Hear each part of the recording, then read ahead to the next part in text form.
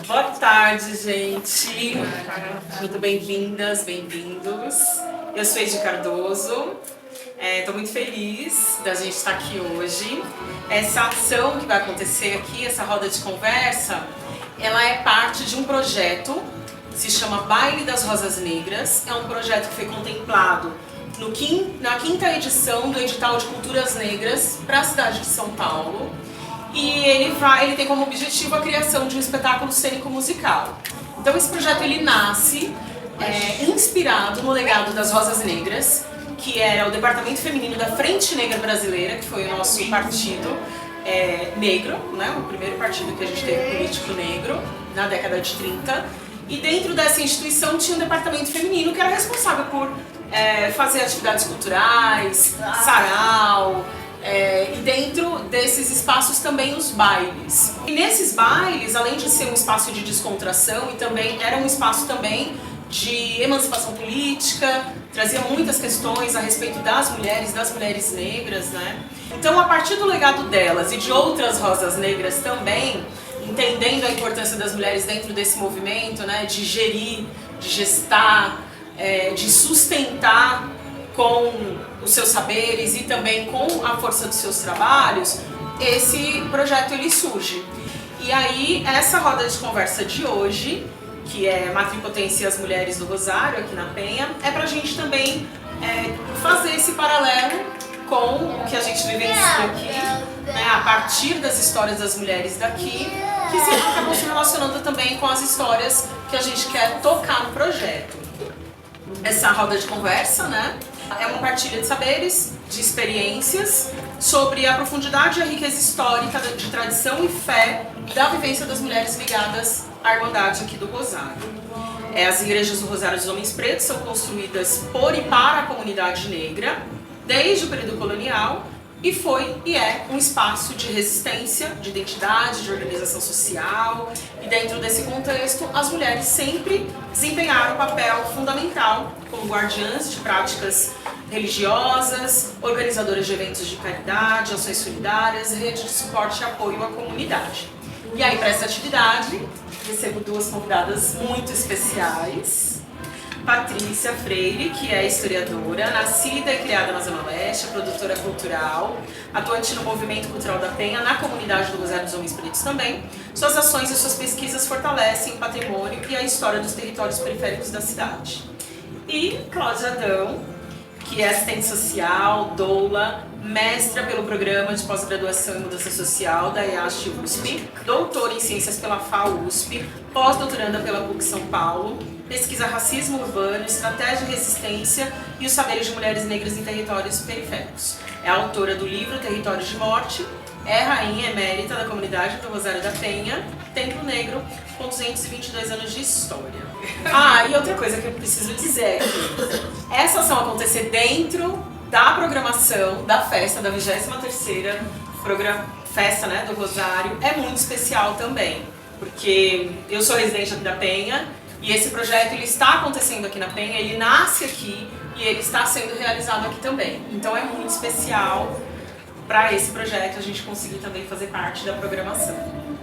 Uma boa tarde a todas e todos. Como a Ed me apresentou, meu nome é Patrícia, sou historiadora de formação. E eu estou como produtora cultural já faz 20 anos já. Então, eu estou com 42 anos, então eu vim para esse território aos 22 anos mais ou menos.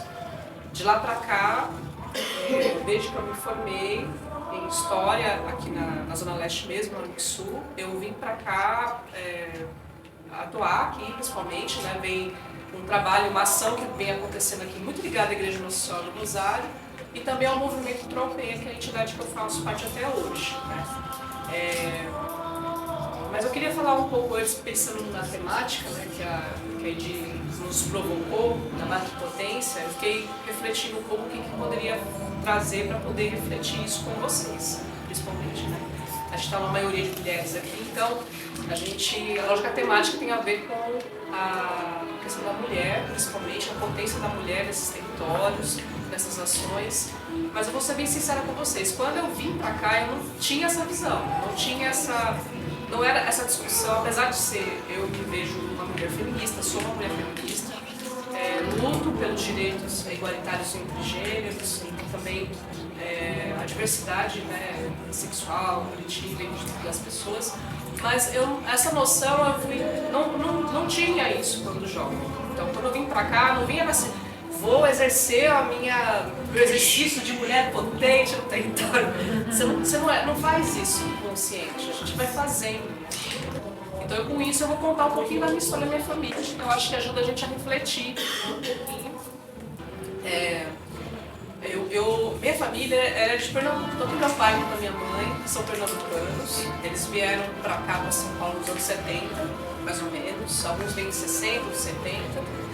E eles se conhecem aqui. Eles até viviam numa região muito próxima, mas eles vão se casar e vão ter filhos aqui, já em São Paulo. Né? Eles vão se aproximar.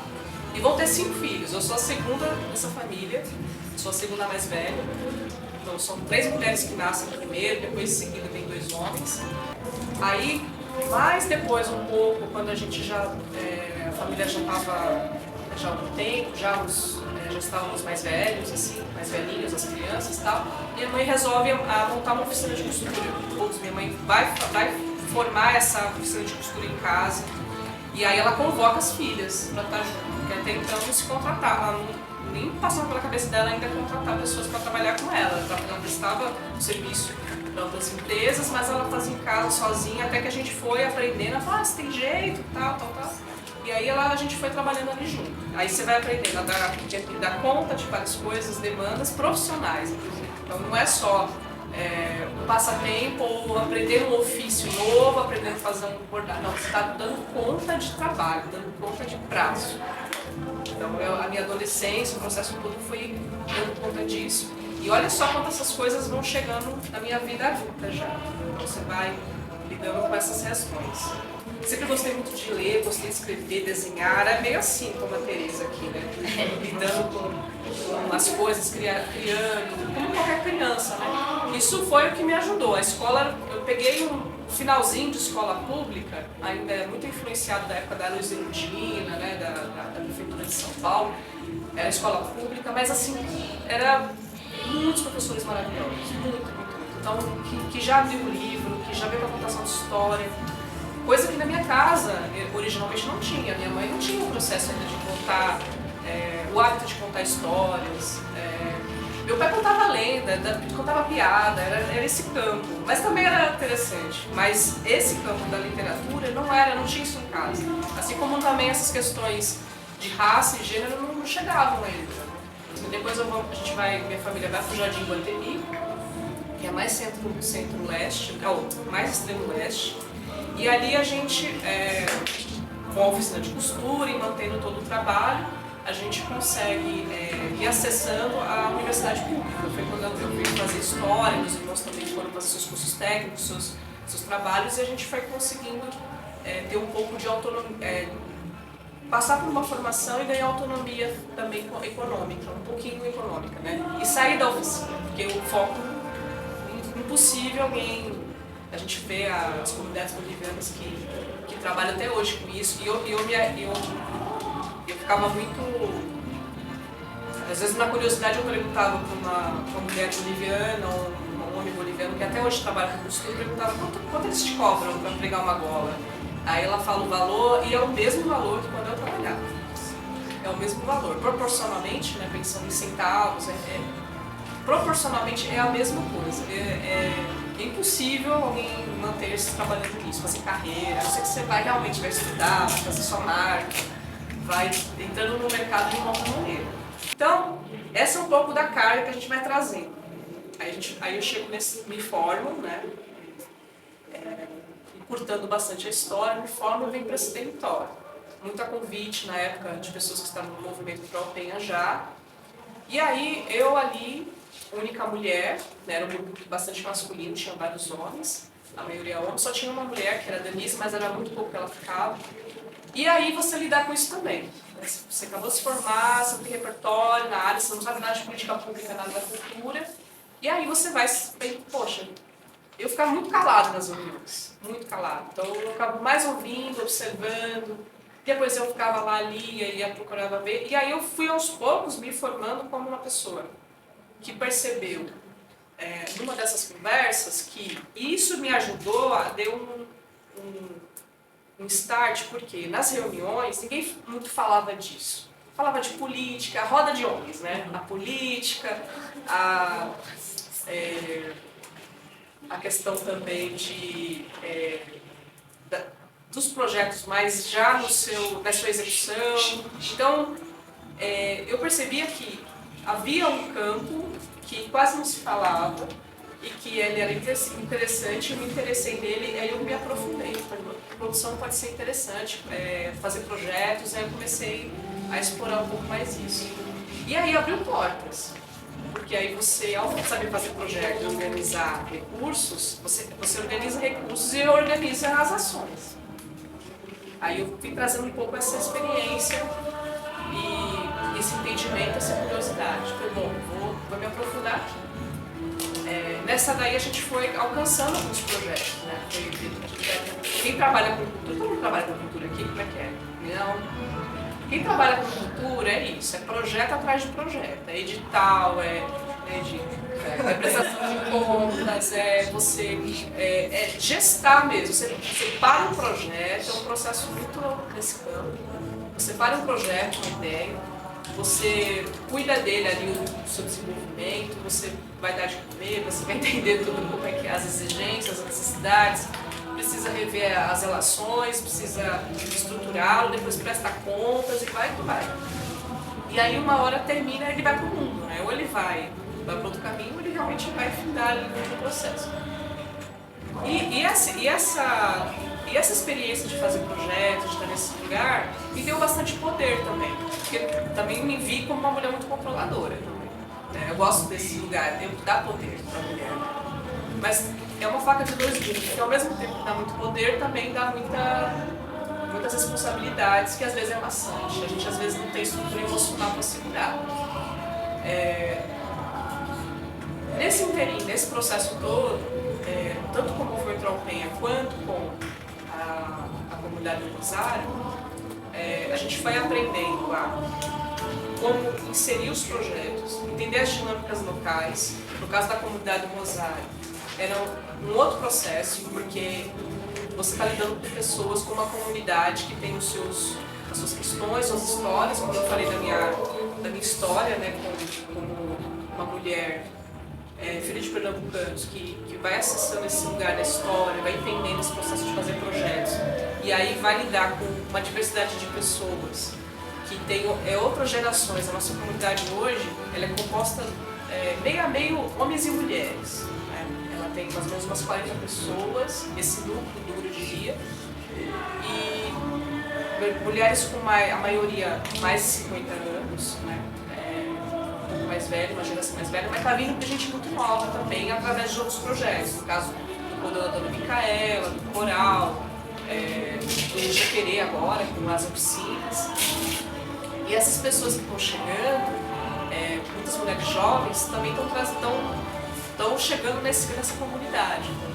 E aí o meu papel nesse lugar, eu fui tentando refletir assim, qual a minha contribuição, né? Além de fazer um projeto, né? Além de estar junto ali, de chamar as reuniões, de conversar, porque eu acabei ficando como uma pessoa que pensa projeto de produção cultural, de você ficar o tempo todo chamando para o foco, né, de como encaminhar, né? E a comunidade é diversa, aí ela tem outro tempo, então eu aprendi muito nesse espaço até esse tempo, assim, de como eu... não é o tempo do projeto, mas é o tempo das pessoas, né? Como é que eu concilio essas duas coisas, né? Lidar também com necessidades, né, demandas da própria comunidade, no sentido assim, se os projetos eles estão atendendo, né, se o projeto dentro de uma comunidade ele é diferente no geral, porque no caso a gente estamos na festa do Rosário. Um projeto como esse, ele não vai findar, não vai ter uma prestação de contas, ele é uma ação cultural, na verdade. A gente não sabe para que lado vai. A gente tem recebido aqui as congadas, que amanhã vai ter a coroação dos reis de festa, E aí a gente vai estar recebendo os grupos, outras comunidades, mas nesse encontro, nessa rede, vai ter outros projetos, outras ações que vão acontecer. E aí isso tem sido uma experiência nesse sentido, que é muito diverso, muito aprendizado nesse processo. Eu acho que eu gostaria muito assim de, quando a gente voltar para abrir a conversa, da gente refletir juntas assim, porque atualmente eu tenho me questionado e pensado muito o quanto a minha contribuição ela tem ajudado, porque eu acabei entrando no processo de ser meio que uma liderança também nessa comunidade, né? E aí, quando você é essa referência, as pessoas elas também trazem propostas, trazem possibilidades de encaminhamento de ações, né, culturais. Algumas coisas dão certo, outras não, outras a gente consegue encaminhar e tal. Mas às vezes eu fico pensando assim, no processo de como a gente consegue ampliar para outras novas lideranças, que eu tenho pensado. Né? Porque é um espaço bastante propício para isso. Né? A gente, ao mesmo tempo, tem refletido bastante sobre a necessidade de formar novas lideranças, mas pensando também como as pessoas elas entendem que não é um processo também tão pesado só. E eu sinto que isso tem ficado um pouco pesado, né, para quem trabalha na produção cultural necessariamente. Porque é o tempo todo muita demanda, muitas coisas e tal. Mas como isso consegue ficar um pouco mais diverso, né, mais tranquilo. Então acho que é um pouco isso, para a gente começar a conversar e refletir. Acho que é aí, para depois trocar um pouco mais com vocês também. Obrigada.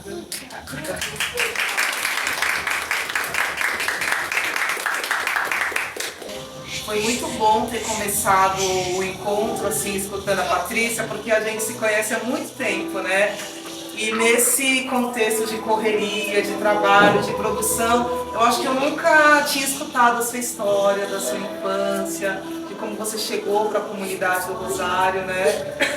Então foi muito bom ter escutado e tem muita relação, de alguma forma, com o que eu vou falar. Porque eu também faço parte aqui da comunidade, eu vou compartilhar um processo de pesquisa que foi escutar mulheres. Né, escutar mulheres e a partir daí falar como essas mulheres fazem cidade, como elas vivem em comunidade. Então eu quero agradecer porque tem muita relação com esse processo de vida, que é escutar essas histórias, dar visibilidade para elas e pensar como a gente pode se apoiar em comunidade para que as mulheres não fiquem tão sobrecarregadas, né? E aí eu fiz aqui uma apresentação porque eu vou falar de mim, mas também eu vou falar dessa pesquisa com mulheres que eu venho desenvolvendo, né? Então eu fiz essa apresentação roteiro, mas a ideia é a gente ir trocando, né? E o nome da conversa de hoje é O Ramo é o Meu Começo. E aí, não sei se vocês estão vendo, tem algumas imagens, né?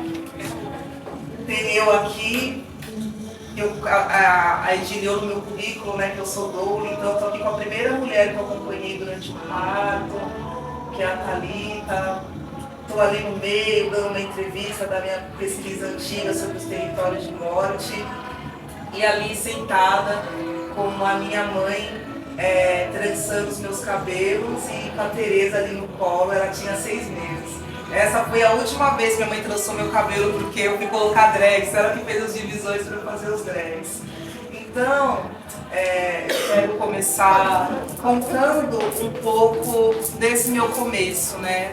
E eu quero contar esse começo contando a história da minha avó materna, que chama Alcina. E aí a minha mãe, a Margarida, ela é filha da Alcina, a minha avó, que nasceu em 1911 numa cidade chamada Passos, em Minas Gerais. Alguém aqui é de Minas? Não, tem família em Minas, né? Porque muitas famílias, né, de São Paulo, né, famílias negras, né, majoritariamente vieram de Minas Gerais. E a minha avó viveu em Minas, né, durante muito tempo, numa fazenda, né? Ela foi casada aos 12 anos, ela teve 12 filhos, né? E ela vivia nessa fazenda com o primeiro marido e ele morreu. E o dono da fazenda achou que ela e os filhos tinham que trabalhar de graça para custear os remédios. E ela achou aquilo muito injusto e ela decidiu fugir para São Paulo com as crianças. E dentre as poucas coisas que ela conseguiu pegar para vir para São Paulo, ela trouxe uma garrafada. Vocês já viram uma garrafada? Essa da minha avó tinha sido feita pela mãe dela, a minha bisavó Isabel, que era parteira, benzedeira e dizem que ela conversava com as almas. Então eu fiquei pensando, nossa, de tantas coisas que minha avó podia trazer, né? Ela escolheu trazer essa garrafa que ela acreditava que fechava o corpo, né, dava proteção e também podia curar caso acontecesse alguma coisa. E com essa garrafa, com os filhos, ela veio para São Paulo e morou primeiro ali naquela região da Liberdade, né, que falam, hoje tem o nome de Liberdade Japão, mas naquela época tinham muitos cortiços, muitas pessoas negras viviam nesses lugares e a minha avó morava ali na Rua da Glória. Depois disso, ela conheceu o pai da minha mãe, o Antônio. Também. Sua avó também morou na Rua da Glória? Olha, vizinhas, então. É um movimento, né? Aí depois a gente pode até falar, né? De segregação urbana e racial, porque majoritariamente o centro da cidade era muito habitado por essas famílias negras, né? O meu pai, por exemplo, nasceu no Bexiga, ali na rua que é o Teatro Oficina, né? Então a minha família também vem desse movimento, né? Minas, minha avó, Liberdade, depois conheci o meu avô e foi para a Zona Leste, aqui na Vila da Lila, numa época que ela dizia que só tinha mato, só tinham 3 casas na rua. E ela ali criou seus filhos, né? Morava num quintal muito grande, tinha criação e ela tinha um canteiro com muitas ervas. E ela plantava ervas medicinais. E ela virou a benzedeira do bairro. Então eu tenho essa memória, né, de estar na casa dela e sempre ter muitas crianças, ter muitas crianças para ela benzer. E eu convivi com a minha avó até os 7 anos, né, que foi quando ela morreu, e eu era a pessoa responsável por pegar a arruda para ela benzer. Então eu ficava lá posta, falava, filha, vai lá, pega a arruda pra avó. Eu ia pegar a arruda e depois eu ia descartar a arruda na privada, né? Então essa era esse meu contexto assim com ela. O tempo passou, né, minha avó faleceu, e um dia eu tô lá na casa da minha mãe, que continuou morando na Vila da Lira, na rua de cima, e eu tô arrumando o armário, e o que eu encontro cheio de pó no fundo do armário? A garrafada da minha avó. Aí eu falei, nossa mãe, a garrafa da avó. E tava toda escura, né? Uma garrafa muito antiga, a gente não conseguia identificar mais que ervas tinham ali dentro, né? E eu falei, mãe, que ervas tem aqui? E minha mãe não sabia todas as ervas. E aí a gente começou o meu primeiro processo de pesquisa, eu falo que foi esse, que é fazer um levantamento das ervas que tinham naquela garrafada. E a gente começou a fazer esse levantamento com as pessoas mais velhas da minha família que ainda estavam vivas, a Tirene, as vizinhas que conviveram com a minha avó, a dona Rosária. E eu comecei a escrever as ervas. Ah, então ela botava guiné, Cláudia, tinha arruda, tinha alecrim, ela curtia na pinga, ela punha cânfora, e aí eu fui escrevendo, e aí minha mãe foi lembrando também alguns benzimentos, eu fui escrevendo. E depois eu recriei a garrafa e depois fiz uma pra mim e tenho aí até hoje. Então eu conto essa história para falar que o meu processo, né, como pesquisadora foi através do ramo, né? O ramo é esse começo. E eu entendo que o meu principal título nem é esses que estão no currículo Lattes, é o de ser descobridora de garrafa. Porque foi um movimento de resgate, de valorizar, de catalogar. E eu fui percebendo que é algo que eu gosto de fazer na vida. Então essas pesquisas é escutar essas mulheres, registrar esse conhecimento, estar em roda de conversa, perguntar, contribuir para que outras pessoas também descubram as suas garrafas, as garrafas das suas famílias, no sentido de valorizar esses conhecimentos. Então, o ramo é meu começo nesse sentido. Eu comecei ali como ajudante, né, de benzedeira, pegando arruda, depois catalogando ervas, e de alguma forma vocês vão entender quando eu mostrar a pesquisa, tem a ver com esse movimento, né? E algo que eu também quero me propor a fazer aqui também na comunidade, né? Quero me propor também a fazer nesses espaços como aqui da comunidade, né? Que eu tô desde 2011, quando a minha mãe veio com meu pai para serem reis de festa. Dito isso, né? Eu quero contar para vocês como eu caí na minha atual pesquisa, que é sobre territórios de vida, redes de cuidados de mulheres nas periferias, na Zona Leste. E para falar dos territórios de vida, eu preciso falar do território de morte, que foi uma pesquisa anterior. E o primeiro lugar que eu pude divulgar essa pesquisa foi aqui na comunidade do Rosário, a convite da Patrícia, né? E essa pesquisa tem a ver com o meu primeiro trabalho como assistente social, né? Eu trabalhei 5 anos ali em União de Vila Nova. Vocês conhecem? Conhecem, né? Fica ali na região de São Miguel. Eu trabalhava num centro social que tinha um serviço de atendimento e fortalecimento de vínculos para crianças e adolescentes, e também tinha uma creche. Então eu era a pessoa que fazia a entrevista, o acompanhamento social com as famílias e também a formação com os trabalhadores e trabalhadoras ali no local com relação aos direitos humanos, ao racismo, à vulnerabilidade social. E aí em março de 2015 eu estava indo para esse meu trabalho. E aí eu encontro com os corpos de 3 garotos que tinham sido assassinados na madrugada de domingo para segunda. E eu fico transtornada com aquela cena, né?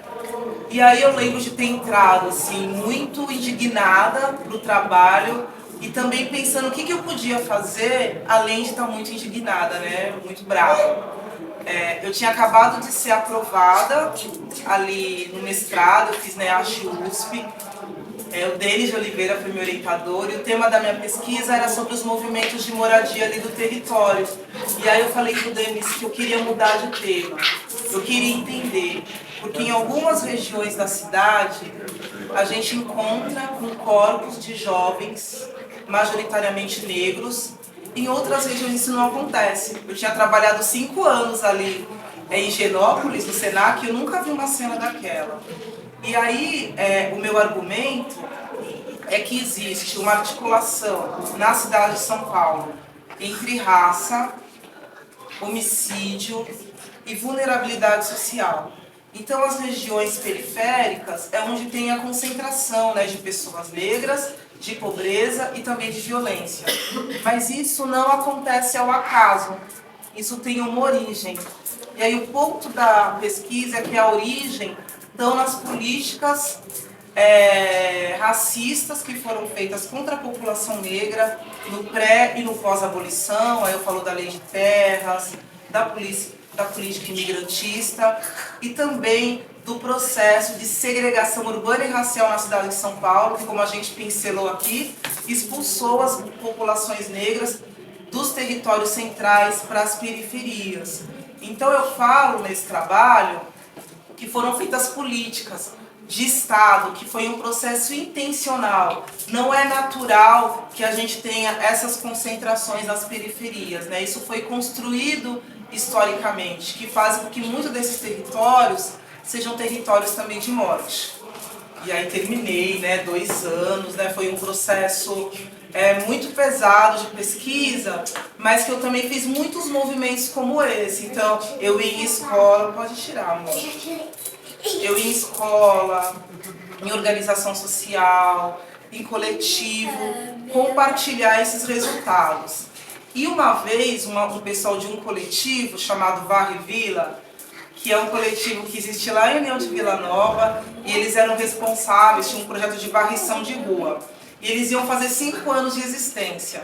E eles disseram, Cláudia, eu quero que você venha aqui falar da sua pesquisa, porque o nosso trabalho ajuda com que os meninos não sejam assassinados, com que tenham menos violência. Porque pensa, uma rua que a gente varre, uma quadra que a gente reforma, é um lugar que não vai ter ponto de drogas, que a polícia não vai dar esculacho.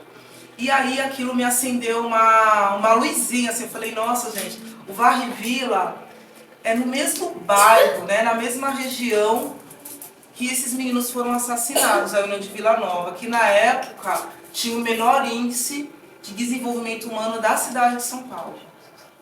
E aí eu comecei a fazer um mapeamento das organizações sociais do território, o que estava potência para o território, o que existe aqui além da violência.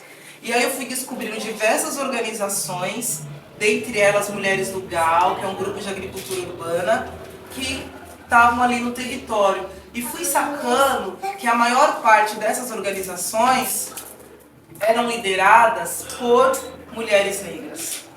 E aí eu começo um outro processo de pesquisa, falando que se historicamente são construídos territórios de morte, se historicamente foram feitas políticas para violar direito das populações negras indígenas, historicamente também tem muita resistência, tem muita articulação. E isso não tem visibilidade. E aí eu lembro que nesse processo eu continuava falando da outra pesquisa e eu fui tomada por um certo constrangimento. Não porque não exista, mas é porque eu só falava disso. Então tem um pesquisador que eu gosto muito, que é o Jailson Silva, né, que é da Redes da Maré. Ele falou, olha, se tem um índice de vulnerabilidade social, é importante para medir a vulnerabilidade dos territórios, por que não tem o índice de potência social? Por que a gente não fala disso? Como se as periferias fossem só lugares de falta. E aí eu viro, né, para essa outra pesquisa, que eu vou mostrar aqui para vocês, que chama Territórios de Vida, Rede de Cuidados de Mulheres Negras na Zona Leste. E antes de falar da pesquisa, eu vou mostrar um vídeo que de alguma forma vai dar uma introdução sobre o que eu pesquisei. Tá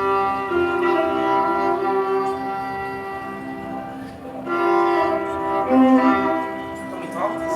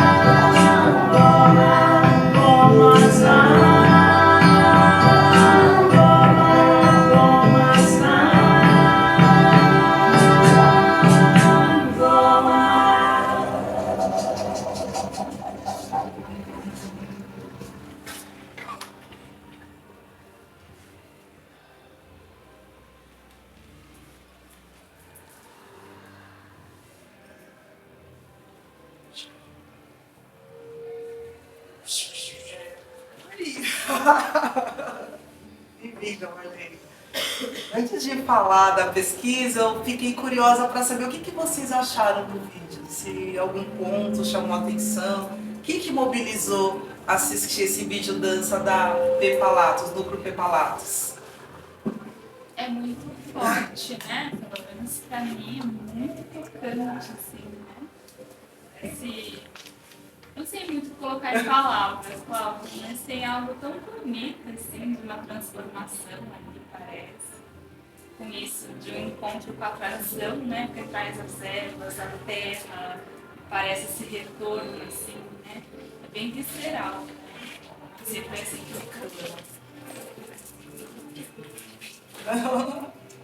Eu achei que tinha paisagem da Zona Leste, né? Tinha paisagem da Daquela Zona região, Leste. acho que da Assis e Veio. Parece, né? Tem essa coisa de ser urbano, Tem um né? sítio histórico ali, na Assis e Veio, que parece muito com um lugar inicial, assim. Sítio Bim, né? É, não é? Parece Não dá essa faz Dá. muito tempo que eu não passo lá. Ah, Mas eu lembrei, assim, essa paisagem, porque parece que tem uma área verde, né, que vem, então aquela área ali, eu fiquei com a sensação, não é o sítio, né? Me lembrou também, mas Te lembrou também, né? Então, que dá vista um pouco ali para Ayrton Senna, tudo, né? E eu achei legal isso, né? Reaproveitar a paisagem da Zona Leste, com a questão do quintal, das plantas, né? Os parques de São Jorge, né? São coisas que a gente tem, assim, muito, né? Nas casas. muito tradicionais. Que a gente tem nas nossas casas, né? Aqui, né? Não só na Zona Leste, acho que é uma coisa um pouco, não sei se é da cidade, mas tem essa presença de uma vegetação típica. Nossa, né? O tanque, tudo, né? Eles estão usando isso, assim, é muito próximo, para mim, muito próximo. Achei legal. E algumas práticas de cura, né? As ervas, o incenso, acho que também essa relação com a terra. Tem. Eu colocaria como agora com práticas, não deixam de ser práticas religiosas, mas também são práticas de cura que também fazem parte do cotidiano das casas, né? Além de cotidianos de lugares religiosos, também fazem parte de algum cotidiano de algumas casas. Então acho que é bem bonito um vídeo assim, poético. Eu não sei quando que foi feito, né, esse vídeo, mas eu fiquei lembrando um pouco do contexto da pandemia, assistindo, né? Que foi um momento que a gente ficou bastante enclausurado, a gente ficou muito em casa e a gente tinha muita... A gente da cultura, né? A gente teve que trabalhar em casa também e fazer as nossas projeções de trabalho para a internet, então dançou-se muito em casa, né, Marcela, que também é da dança.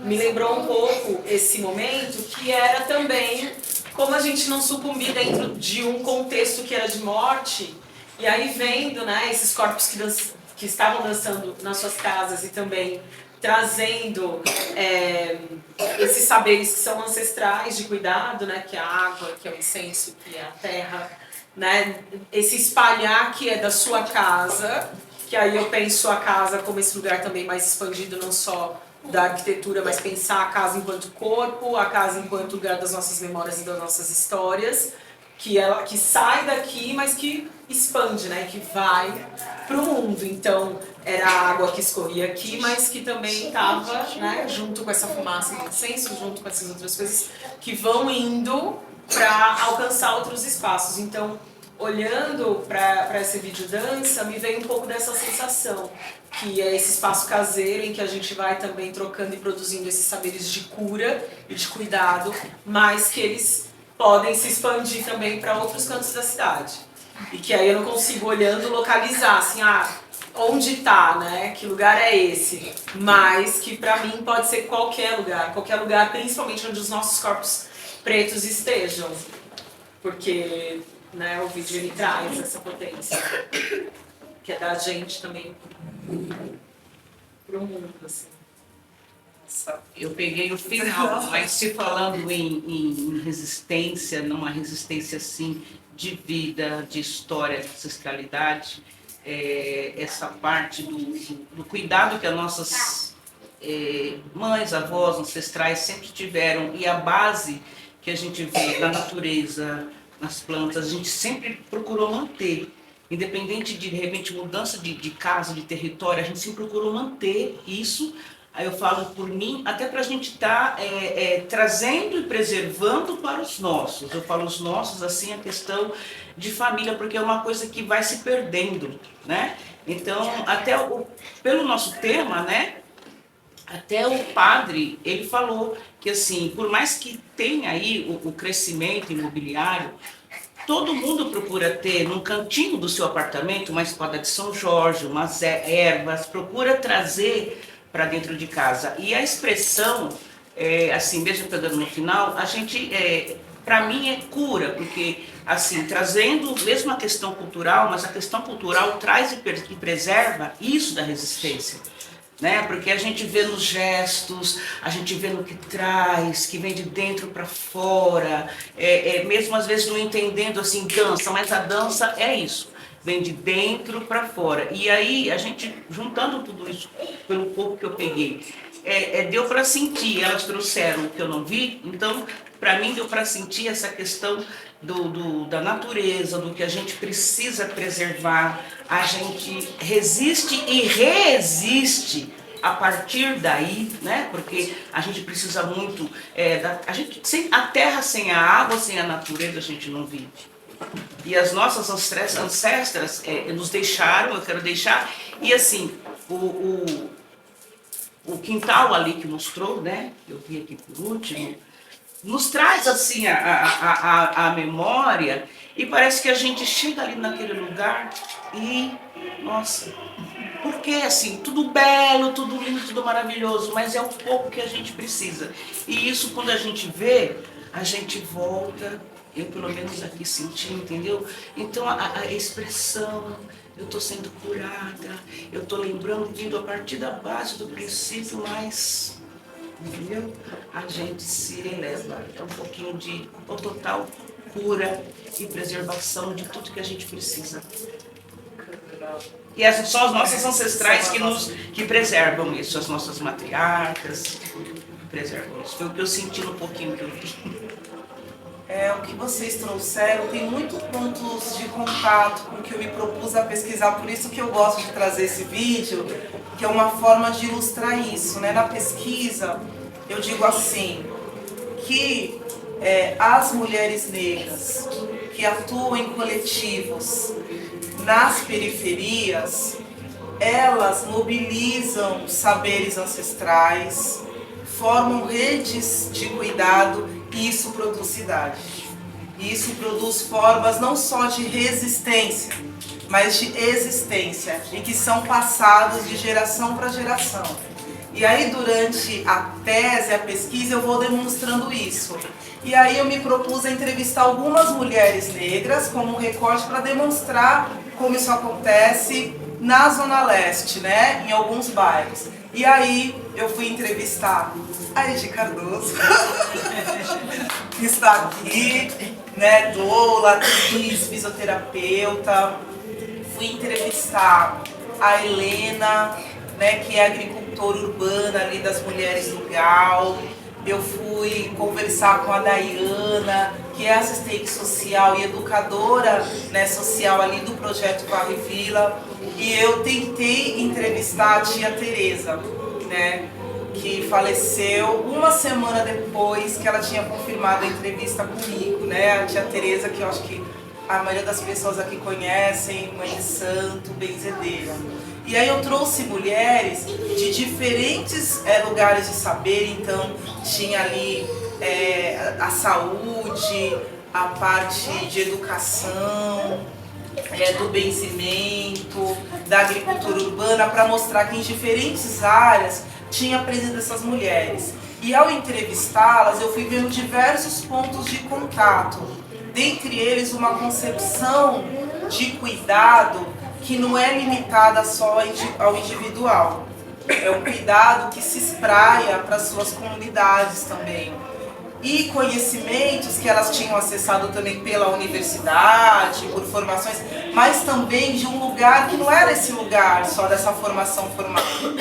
E por isso que eu trago, né, também esse vídeo, para demonstrar que são saberes que têm a ver com algo também que é ancestral. Você não vai ver não tem uma autora que falou disso. Isso são coisas que são repassadas, né? Nessa época eu até acompanhei uma polêmica com relação ao parto humanizado, de uma mulher que disse assim que não dava para falar que as mulheres negras tinham, como é que eu falo?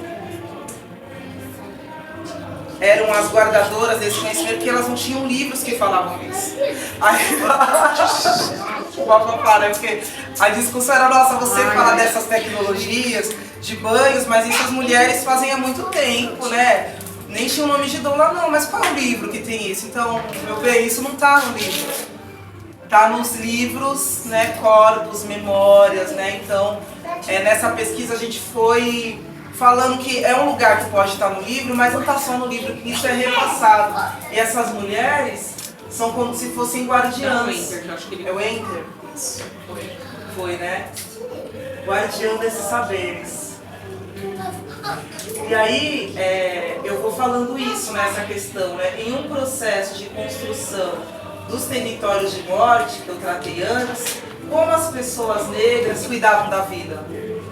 Quais estratégias de resistência eram construídas coletivamente por essas pessoas. E aí eu comecei a pensar numa definição de cuidado, que esses saberes remetem ao cuidado mesmo, né? Elas diziam assim, não me preocupo só comigo, né? Eu faço isso porque eu quero que a minha família fique bem, que a minha comunidade fique bem. As minhas antigas, os meus antigos faziam dessa forma. E é um cuidado muito diferente no qual as mulheres são colocadas nessa sociedade, nesse contexto patriarcal e capitalista. Nesse contexto, qual é o lugar de cuidado das mulheres? É o do cuidado compulsório, né? Que entende que é algo que é biológico e que é a mulher que tem que lavar, que tem que passar, que tem que cuidar das crianças, né? As mulheres que cuidam de todos os espaços são essas mulheres negras, periféricas, que saem para trabalhar de madrugada, pegam um ônibus lotado, voltam para cuidar das suas famílias. Tem uma frase muito comum que a gente escuta que fala que os bairros periféricos são bairros dormitórios. Já ouviram isso? Mas quem fica nesses bairros está dormindo? Por quê? Quem está nas creches, nos postos de saúde, nas ONGs, cuidando das crianças, indo para um lado para o outro?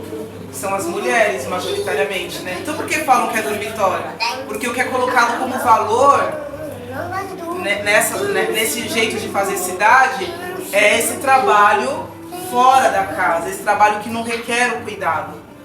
Então olha que louco isso, né? Tem esse lugar do cuidado compulsório, que é tido como campo que é biológico, que é tido como obrigação das mulheres, mas não é esse cuidado que eu tô falando. Eu tô falando desse cuidado que elas falam, né? Que é com a sua comunidade, que elas falam saber que é ancestral. Pra gente cuidar da gente, a gente cuida da nossa comunidade, a comunidade cuida da gente também. Então é um cuidado num outro lugar, e todas as mulheres que eu consegui entrevistar falaram desse lugar. A tia Tereza, como eu não consegui falar com ela, eu conversei com mulheres que foram benzidas por elas. Então eu conversei com a Marley, com a Selma, que trouxeram esse lugar também, que era alguém que se preocupava com as pessoas, que estava ali, que movimentava. Ela ajudou a fazer a marcha, né, contra o racismo religioso aqui. Então, olha, quantas coisas essa mulher e tantas outras movimentaram, né? Tô falando pra caramba, já tô acabando, tá, gente? E aí eu quero colocar aqui uma frase da Clélia Prestes, é uma amiga também, mas também uma pesquisadora, que estuda essa dimensão da resiliência em mulheres negras do cuidado, que ela fala assim: mulheres negras, por essa óptica do quadro de vulnerabilidades, são sujeitos de direitos que na dimensão social compartilham de uma história que a transformam em pessoas simbolicamente destituídas de direitos ou com experiências repetidas de violações, ao mesmo tempo que também compartilham um legado cultural de resistência política, solidariedade e cuidado mútuo. E aí eu quero fazer uma ponte para o contexto da pandemia, né? Todo mundo que está aqui, né, sobreviveu. O que a gente viveu na pandemia, né? Uma total falta de políticas públicas, de cuidados com a saúde, né? Mais de 500 mil pessoas morreram, as pessoas foram deixadas praticamente à sua própria sorte, né? Nesse período, saiu uma pesquisa organizada pelo Guelé 10 para estudar o que estava acontecendo nas periferias, como as pessoas estavam se mobilizando nesse cenário. E aí o resultado dessa pesquisa foi que a periferia era o lugar que mais aconteciam as ações de solidariedade, dentre kit higiene, cesta básica, alimentação. Eram feitas por organizações sociais, mais de 70% lideradas por mulheres e mulheres negras. Então, não é por acaso, mesmo num contexto de morte, de descaso, de desgoverno, essas organizações com essas mulheres se mobilizaram. E eu não estou querendo romantizar as coisas, né? Falar, nossa, que não é isso. É para mostrar como, historicamente, em qualquer contexto, essas pessoas se mobilizam. E, no geral, tem mulheres na frente. E aí eu vou terminar falando de mulheres também aqui da nossa comunidade do Rosário, né? A comunidade do Rosário fez parte da pesquisa, né? Pela pessoa da Edi, né? Que é do cordão da Dona Micaela, né? Que retrata essa mulher que foi benzedeira, né? Parteira, mas também tem todo um trabalho de saúde, de valorização desses saberes de mulheres, né? E aqui é um exemplo como em comunidade a gente consegue dar visibilidade para esse legado também. Por isso que, aí voltando também para a minha participação aqui, é um lugar que, nesse sentido, me cuida muito e me dá muito sentido de vida, porque tá em comunidade, tá com as pessoas, mesmo com dificuldade, porque a gente faz isso também, né? Fala desse patrimônio histórico, que é a Igreja do Rosário, mas fala também dessas pessoas que fazem parte dessa comunidade e que a gente nem conheceu como a Dona Micaela, mas que tem um legado que precisa ser conhecido e que precisa ser visibilizado, né? É um lugar que descobre garrafas também. E aí eu quero finalizar agradecendo a vocês que fazem parte da comunidade por me acolherem, por eu ter a oportunidade de estar aqui nesse lugar também, sendo cuidada, cuidando, aprendendo e com o cordão da Micaela, tá bom? Seguimos, né, querida?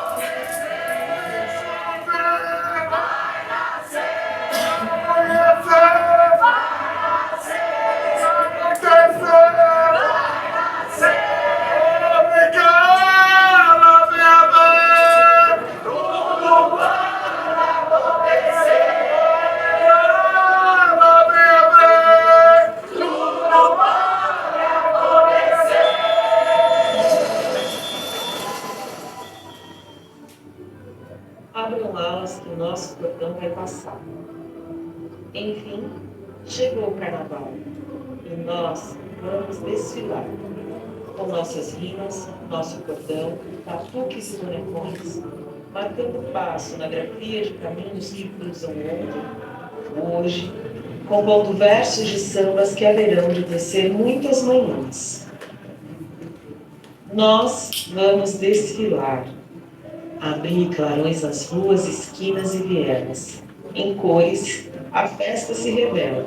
Encontro de corpos que pulsam na mais perfeita sintonia, para cantar, contar e homenagear, na figura de Dona Micaela Vieira, a vida de mulheres que gestam, param, das que amparam e acolhem outras mulheres que muitas vezes são silenciadas e destituídas de suas potências. Nós vamos desfilar. Saravá, os que vieram antes, os que dedilharam os primeiros acordes. É tradição que ecoa no toque dos tambores. Raízes que não se desfazem e trilham novos percursos para os que acabaram de chegar. Abram alas para o nosso cordão que ele vai passar, com as bênçãos de Nossa Senhora e São Benedito. É ginga, é celebração, é manifesto, Em cada movimento, um verso de vozes que jamais se calarão.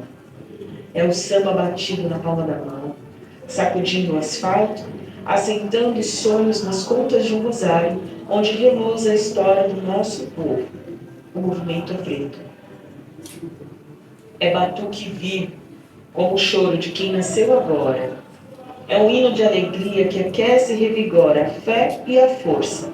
E a gente vai, sem medo, exultante, peito aberto, sambando pelo direito de existir sem ter que pedir licença.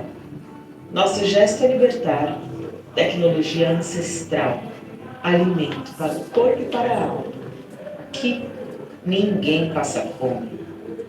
Abram alas para o nosso cordão, que ele vai passar, sustentando o estandarte da nossa alegria, poéticas de um enredo tecido com primazia na roda da saia de cada mais velha.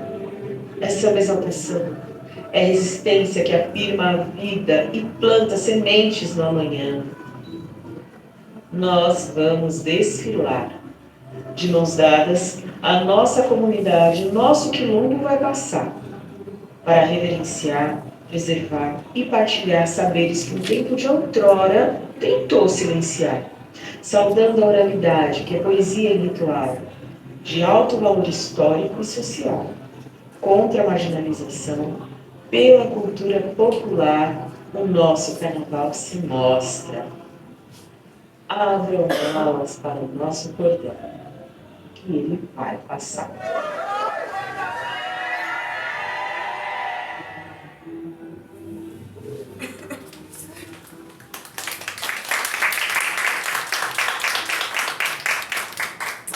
Legal, queridas. Nossa, que alegria mesmo ver vocês assim e perceber, né, o quanto o que vocês trazem nem é parte da história de vocês, né, da história pessoal, mas também da vivência em comunidade, dialoga com os objetivos que a gente tem no projeto, né, e com a temática do nosso projeto, que é o Baile das Rosas Negras. Ele nasce de um desejo de revisitar as minhas memórias familiares também, através dos bailes. Eu não vivi isso na intensidade do que a minha família viveu, mas eu vivi pela memória afetiva, assim, do ouvir falar, também da infância, né, de ver algumas festinhas que aconteciam na casa dos meus familiares e que sempre o samba rock esteve muito presente.